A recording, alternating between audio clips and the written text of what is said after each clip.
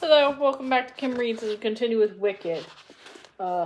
Galinda, Chapter 2. By the time Alma Clutch arrived the next day, her foot bandaged to 3 times its natural size. Elphaba had already unpacked her few belongings. They hung rag-like on hooks in the cupboard, thin, shapeless ships, shamed into a corner by fulsome hoops and starch hustles and padded shoulders and cushioned elbows of Galinda's wardrobes. "I am happy as cheese to be your Amma too. Don't matter to me," said Amma Clutch, smiling broadly in Elphaba's direction, before Galinda had a chance to get Amma Clutch alone and demand that her minder refuse. "Of course my papa is paying you to be my Amma," said Galinda meaningfully, but Amma Clutch answers, "Not as much as all that, ducky, not as much as all that. I can be making up my own mind." "Amma," said Galinda, when Elphaba had left to use the mildewy facilities.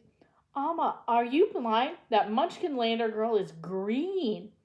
"Odd, isn't it? I thought all Munchkinlanders were tiny. She's a proper height, though. I guess they come in a variety of sizes." "Oh, are you bothered by the green? Well, it might do you some good if you let it. If you let it. You affect worldly airs, Galinda, but you don't know how the world yet. I think it's a lark. Why not? Why or not? It's not yours to organize my education, worldly or otherwise, Amma Clutch." "No, my dear," said Amma Clutch. "You made this mess all by your lonesome. I am merely being of service." So Galinda was stuck. Last night's brief interview with Madame Morrible had not provided any escape route either.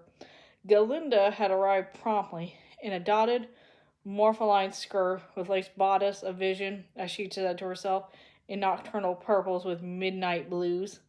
Madame Morrible bade her to enter into the reception room, in which a small cluster of leather chairs and a settee were drawn up before an unnecessary fire.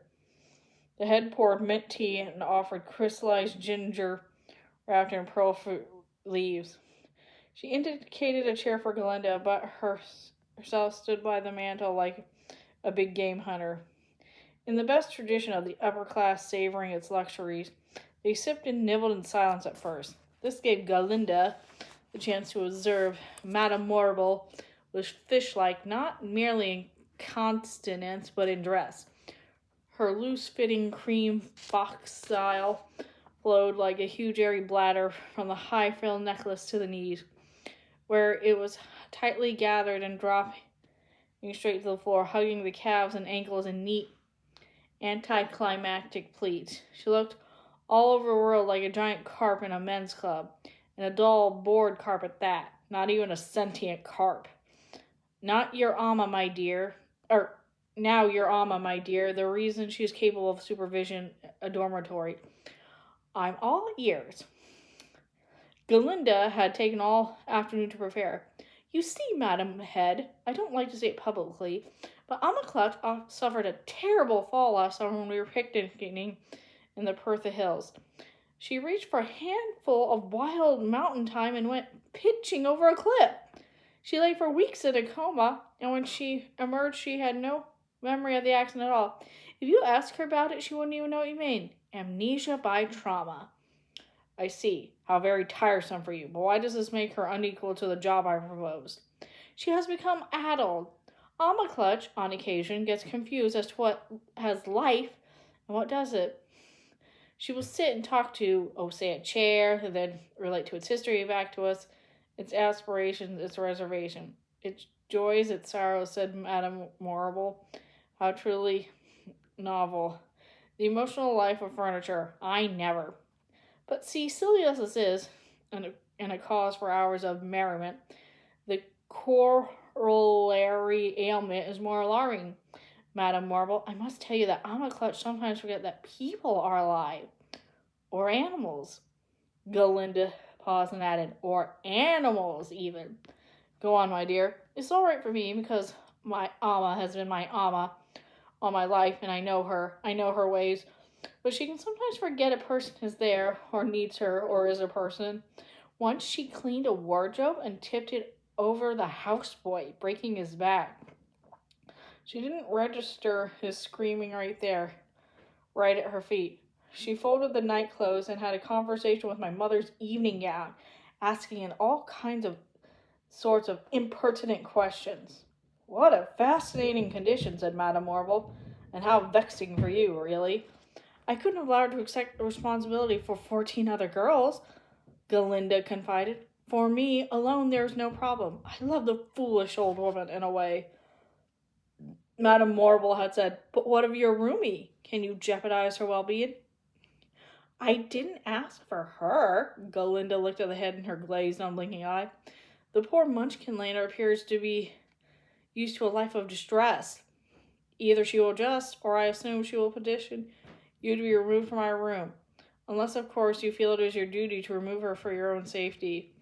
Madame Morrible said, I suppose if Miss Elphaba cannot live with what we gave her, she will leave Crage Hall on her own accord, don't you think?